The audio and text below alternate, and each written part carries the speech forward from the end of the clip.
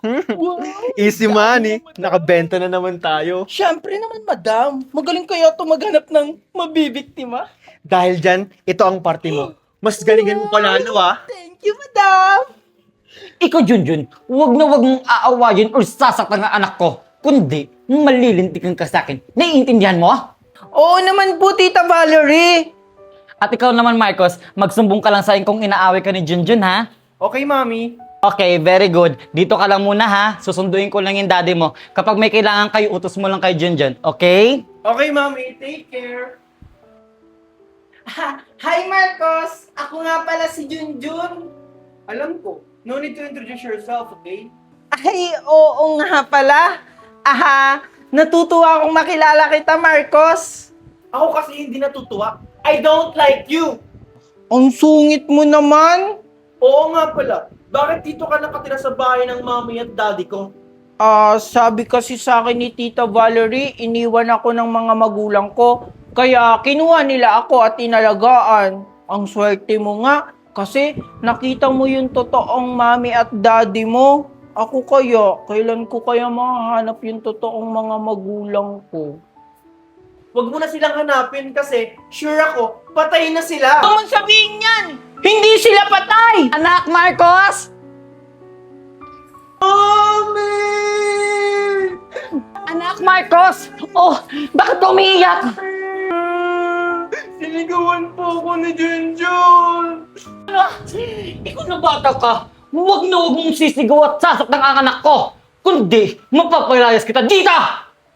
Hindi ko po siya sinisigawan at wala pa akong ginagawa sa kanya! Tumahimik ka! Nagpapaliwanag ka pa dyan! Dahil dyan, hindi ka makakain ngayong araw! Oh, anong nangyayari dito? Ito kasi si Junjun, sinisigaw niyong anak mo!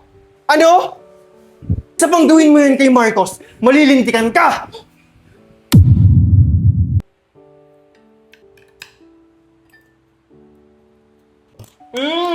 Ang sarap po talaga magluto, Mami! Junjun, bigyan mo nga ng pagkain si Marcos. Tita Valerie, pwede po bang makahingi ng pagkain? Nagugutom na po kasi ako. Hindi pwede! Di ba sinabi ko sa'yo na huwag kang kakain ngayong araw? Pero Tita Valerie, nagugutom na po ako.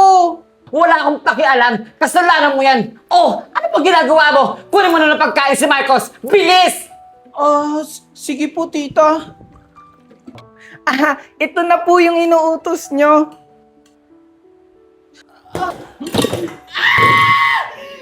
Walang iya ka, bata ka! Tignan mo ginawa mo sa akin! Lalang baka talagang bata ka! Sorry po, Tita Valerie. Mami! Natapunan po ako ng mainit na sabaw! Ano? Tignan mo ginawa mo, Junjun! Sorry po, hindi ko po sinasadya. Umalis ka nga dito sa harapan namin!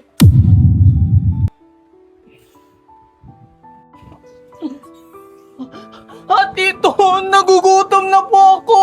Oh, kasalanan ko, nagutom ka? Yan ang bagay sa'yo, walang silbi. Daddy, saan ka pupunta? Pupunta lang ako sa tindahan, anak. Ingat, Daddy.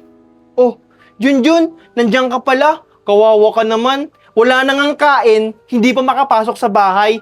Deserve. Okay ka lang, Marcos? Marcos, ano nangyari sa'yo? Mommy, si Junjun, he pushed me. Ano? Hindi po totoo yun. Nadapa po siya. Magsisinungaling ka pa talaga? Sumusobra ka ng bata ka! Hindi po ako nagsisinungaling. Totoo po yung sinasabi ko. Nadapa po siya, tapos tinulungan ko lang po siya. Sinungaling ka. Tinulak mo talaga ako kasi gusto mo akong gantihan. Kasi hindi ka pinapapasok ni Mami sa loob ng bahay. Ginagalit mo talaga kung bata ka? Halika nga dito! Nasasaktan po ako. Ikaw na bata ka! Ito ang nababagay sa'yo! Ito ka nababagay, Junjun, ha? Walang hiya ka! Tumahimik ka dyan at yan ang nababagay sa'yo! 3 days ka dyan mananatil at hindi ka kakain! Huwag na niyo gawin!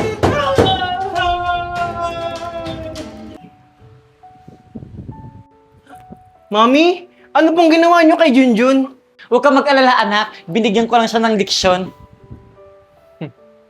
Yan ang nababagay sa'yo. Hi, Marcos! May pasalubong ako sa'yo. Thank you, Daddy! Oh, anong nangyari sa'yo? Ito kasi si Junjun, tinulak siya. Kaya nagkaroon siya ng pasa sa tuhod niya. Ano? Nasaan na yung bata na yan? Huwag po kayong mag-alala, Daddy. Okay lang po ako. Huwag ka mag-alala, binigyan ko na siya ng leksyon. Kinulong ko siya sa bodega natin. Dun siya hanggang 3 araw. Dapat lang.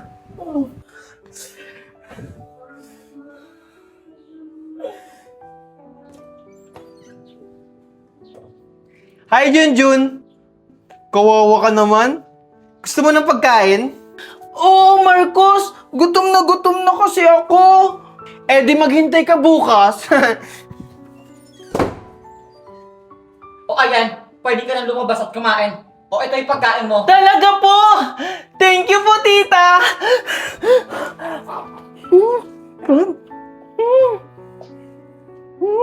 Pagkatapos mo dyan kumain, maglinis ka ng buong bahay at maglaba. Naiintindihan mo?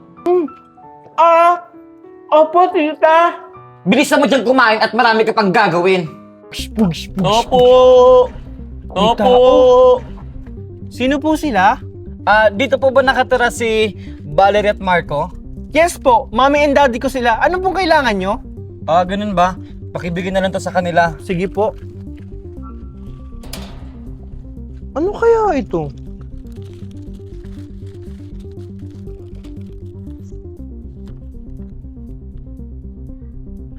Ano? Hindi dapat malaman ni mami at daddy ito. Anak, Marcos! Nasaan ka?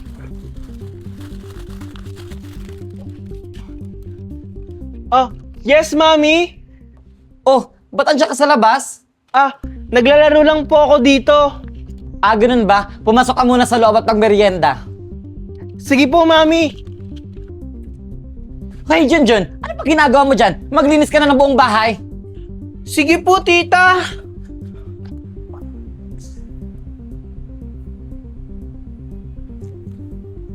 Hindi dapat malaman ni daddy at mami ang nabasa kong sulat. Kailangan may gawin akong paraan para mapalaya si Junjun.